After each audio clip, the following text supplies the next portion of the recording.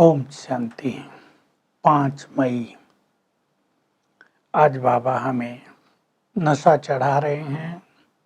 तुम ईश्वर की फैमिली में बैठे हो, तुम्हारी गॉडली फैमिली है, ईश्वर के सम्मुख बैठे हो और मैं हूँ दुख हरता सुख करता। तो तुम्हें भी श्रीमत पर चलकर, ईश्वरीय मत पर चलकर सभी को सुख देना है। लोग आसुरी मत पर चलकर एक दूसरे को कष्ट दे रहे हैं। ये दुखों की दुनिया हो गई है। तुम ये राज जानते हो, सृष्टि के आदि मध्य अंत को जानते हो कि आधा समय ये सृष्टि सुख की सृष्टि है और आधा समय दुखों से भरी हुई सृष्टि है। अब मैं आया हूँ दैवी स्वराज्य स्थापित करने के लिए। मैं तुम्हारे सम्मुख बैठा हूँ। मैं अपना धाम छोड़कर दैवी स्वराज्य स्थापित करने के लिए आ गया हूँ। तुम मुझे पहचान गए हो। मैं तुम्हारा बाप हूँ, टीचर हूँ, सद्गुरु हूँ। मैं ही आकर तुम्हें राजयोग सिखा रहा हूँ। भक्ति में तो श्री कृष्ण का नाम लिख दिया है, इसलिए मेरे से सभी का बुद्धि योग टूट गया है। अब तुम्हें दैवी स्वराज्य में, दैवी राजधानी में उच्च पद पाने का पुरुषार्थ करना है। तुम बुद्धिमान बने हो, तुम्हें अब ईश्वरीय बुद्धि प्राप्त हुई है, संपूर्ण ज्ञान तुम्हें मिल गया है। तो दैवी राज्य में उच्च पद पाने का पुरुषार्थ करना है। क्या पुरुषार्थ करें? उच्च पद किसे मिलता है? लौकिक में भी देखो, जो स्टूडेंट बहुत अच्छा पढ़ते हैं, जो बुद्धिमान होते हैं, उन्हें अच्छे पद मिलते हैं।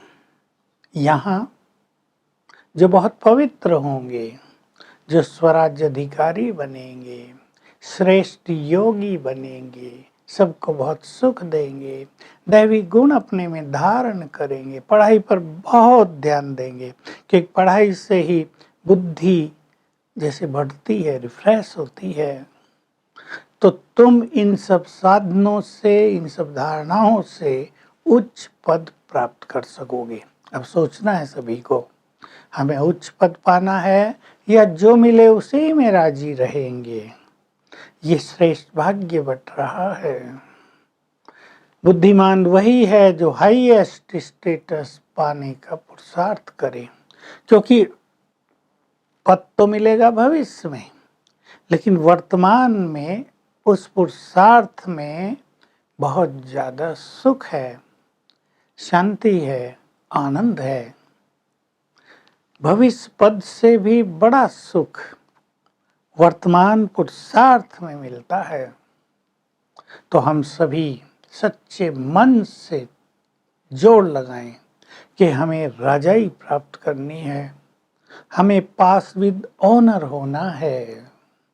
हम ऐसे ही नहीं हल्के सल्के नंबरों से पास हो जाएंगे, हमें फुल पास होना है। जो फुल पास होंगे वो फुल राजाई प्राप्त करेंगे। दूसरी बात, बच्चे कहते हैं बाबा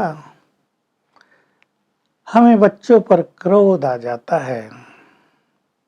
आपने तो कहा है क्रोध नहीं करो। हम बुरा बोल देते हैं उनको, फिर हमें पश्चाताप भी होता है कि हमने ऐसे ही बच्चों पर क्रोध किया, बाबा क्या कहेंगे। बाबा तो कह रहे बच्चे क्रोध से बचो, बच्चों को मारो पीटो नहीं, ये भी हिंसा है। लेकिन क्रोध आ जाता है।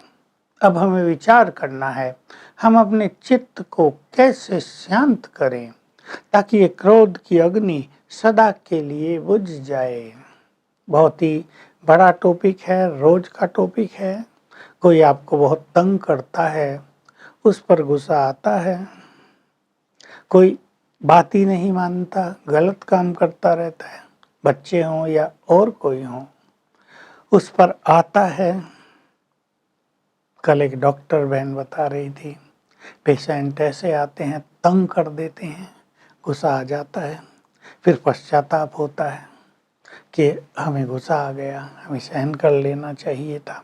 कुछ परिस्थिति ऐसी होती हैं कि जिन्हें हमें सहन कर लेना चाहिए, पर कुछ परिस्थितियों में हमें सामना भी करना होता है, बोलना भी चाहिए ऐसे लोगों को, नहीं तो वो मिसयूज करते हैं हमारा। लेकिन हमारा चित्त अंदर से शांत होता चले। रियलिटी तो यही होगी, जितने जितने हम शांत होते जाएंगे, हमारे वाइब्रेशंस दूसरों को भी शांत करते जाएंगे।